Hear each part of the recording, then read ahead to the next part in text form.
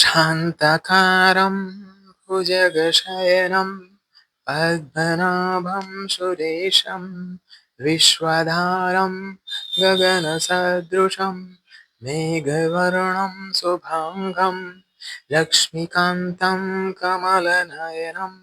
योगिर्भिर्ध्यानगम्य वन्दे विष्णु भवभयहरं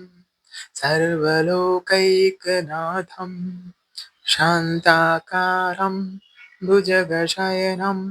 पद्मनाभं सुरेशं विश्वधारं गगनसदृशं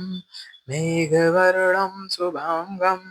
लक्ष्मीकान्तं कमलनयनं योगिर्भिर्ध्यानगम्यं